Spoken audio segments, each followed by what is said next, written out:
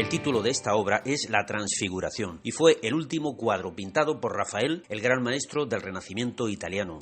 Lo primero que llama la atención en este cuadro es que no tenemos delante una escena con unos personajes, sino dos escenas a la vez, una en la parte superior y otra debajo. Esto va contra las reglas de la representación realista propias del Renacimiento del siglo XVI y del neoclasicismo del siglo XIX. Para aquellos artistas que perseguían el realismo, un cuadro debía contener una sola escena con un único punto de vista para el espectador y una única perspectiva en la representación. Eso de poner varias escenas en un único cuadro era algo propio del gótico o de los egipcios o de los artistas barrocos del siglo XVII y XVIII.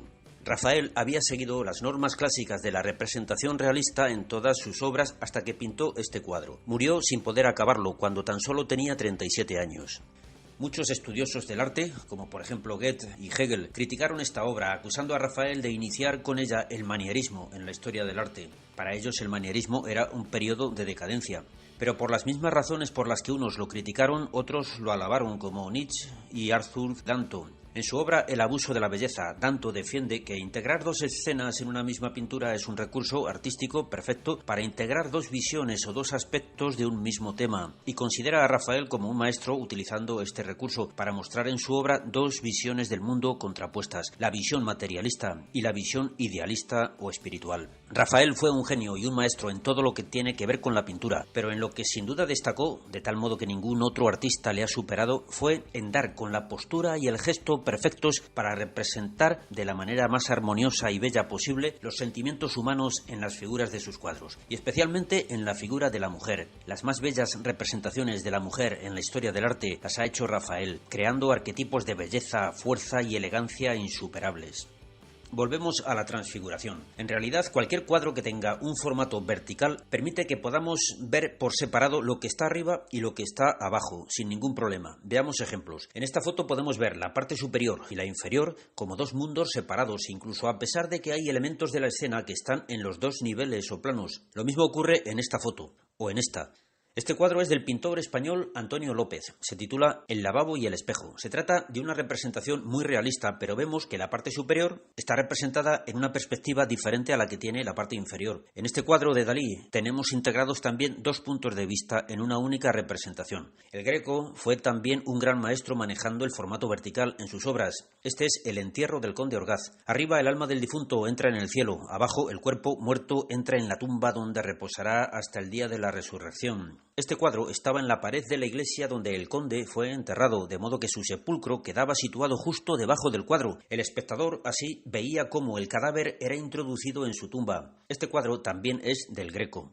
Representa la resurrección de Jesucristo. También aquí el artista juega con lo que está arriba y lo que está abajo, lo que sube y lo que cae, el mundo espiritual y el mundo terrenal. Vamos ya a analizar el cuadro de Rafael. En la escena de la parte superior vemos a Jesucristo en el centro, con vestiduras blancas resplandecientes y envuelto en una aureola de luz. A su lado aparecen dos personajes, uno a la derecha y otro a la izquierda. Se encuentran en la cima de un monte, donde podemos ver a otros tres personajes más, tirados por el suelo, como deslumbrados por el resplandor de la visión que están contemplando. Esta escena está basada en el relato que los evangelios hacen de la transfiguración de Jesucristo. Según este relato, un día Jesús eligió a 3 de sus 12 apóstoles, Santiago, Juan y Pedro, para subir a un monte a orar. Allí, mientras rezaban, el cuerpo de Jesucristo se transfiguró de luz ante la vista de sus 3 acompañantes, y aparecieron Moisés y el profeta Elías para conversar con Jesús. A la vez se oyó una voz del cielo que decía: «Este es mi Hijo amado, escuchadle». Cuando descendieron del monte, al día siguiente, los 4 se encontraron con un gran alboroto debido a que los 9 apóstoles que se habían quedado abajo no lograban curar a un pobre niño al que su padre había traído con la esperanza de que Jesús le devolviera la salud. A la izquierda están los apóstoles, que no saben qué hacer, pero tratando de dar con la solución del problema. A la derecha están el padre con su hijo y un montón de gente acompañándoles a la espera del milagro. ¿Cuál podría ser el significado que transmiten estos hechos y personajes? El significado religioso de este relato es complejo. Vamos paso a paso.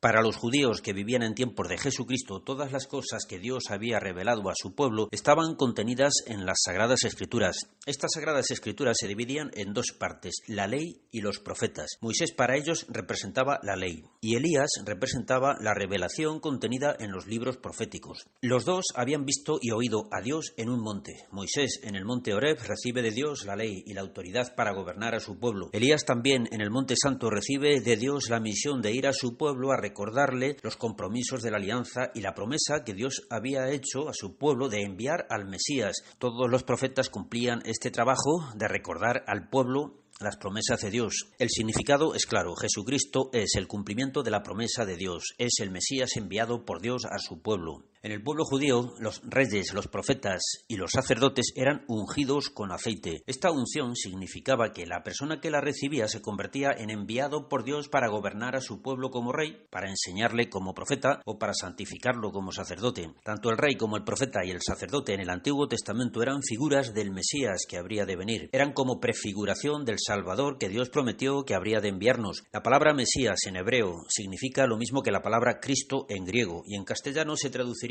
algo así como ungido, o sea, el que ha sido elegido por Dios y enviado. Ungido era el que había recibido la unción, que era lo mismo que decir que había sido elegido por Dios. Jesucristo es considerado por los cristianos como el Mesías, y esto es lo que Rafael explica en este cuadro. Según la doctrina de la Iglesia, Jesucristo es profeta porque habla en nombre de Dios, es la palabra de Dios y por tanto la plenitud de la revelación de Dios a los hombres. Jesucristo es rey porque ha fundado el reino de Dios en la tierra, que es la Iglesia, el nuevo pueblo de Dios que ha de ser conducido a la tierra prometida, que es el cielo. Y Jesucristo es sacerdote porque se ofrece a Dios en sacrificio muriendo en la cruz para conseguir el perdón de los pecados de los hombres. En la parte superior del cuadro tenemos la visión celestial, el mundo del espíritu. En la parte inferior tenemos la visión terrenal, el mundo de la materia. En la parte superior todo es luz y equilibrio, orden y belleza. En la parte inferior dominan las sombras y el desorden. Hay tensión y agitación. Dios está arriba, el hombre está abajo. El hombre puede alcanzar la visión de Dios subiendo al monte. Es lo que hacen los apóstoles Santiago, Juan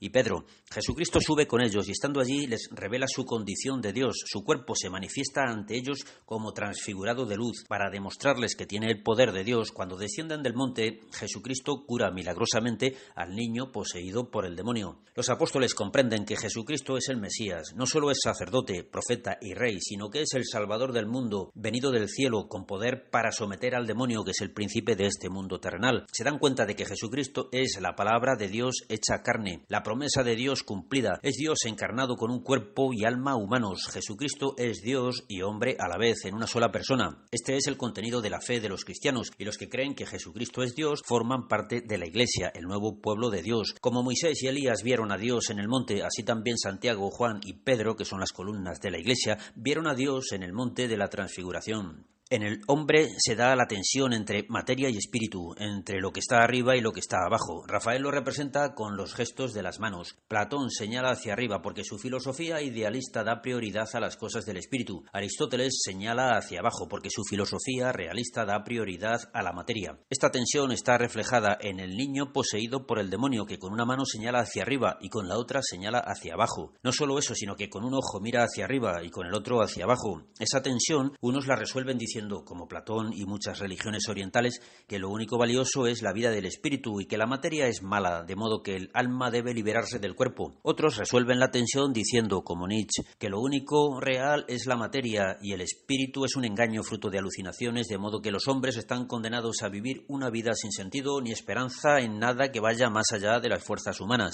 La doctrina cristiana, en cambio, resuelve la tensión situándose entre los dos planteamientos. Considera que el cuerpo y la materia son buenos porque Dios ha tomado cuerpo y ha bajado a la tierra. Además, ha muerto y ha resucitado. La fe se sitúa entre el espiritualismo idealista y el materialismo existencialista, prometiendo la felicidad eterna del cielo para las almas y los cuerpos de aquellos que crean en Jesucristo. Todo esto es lo que se ve en este cuadro. En cuanto a quiénes son los dos tipos que aparecen a la izquierda, pues no está claro. En el Evangelio no hay ninguna pista para suponer quién quiénes puedan ser y por qué Rafael los colocó ahí. Hay teorías para todos los gustos, quizá los santos patronos del noble que encargó y pagó el cuadro, quizá los mártires San Agapito y San Felicísimo, que la Iglesia celebra cada 6 de agosto, que es la fecha elegida para la fiesta de la Transfiguración. Es imposible saberlo con seguridad. Sin embargo, podemos ver que uno señala hacia arriba, mientras que el otro señala hacia abajo. Los dos están rezando. Rafael vuelve a mostrar aquí que en la fe de la Iglesia se unen el cielo y la tierra, el espíritu y la materia, el alma y el cuerpo. En el principio Dios creó al hombre con espíritu y materia. Jesucristo redimió a los hombres consiguiendo el perdón de los pecados y venciendo a la muerte con su resurrección, en la que recupera su cuerpo de la tumba. Y lo que el Espíritu Santo promete en el Apocalipsis para el fin del mundo es unos cielos nuevos y una tierra nueva, o sea, cielo y tierra, arriba y abajo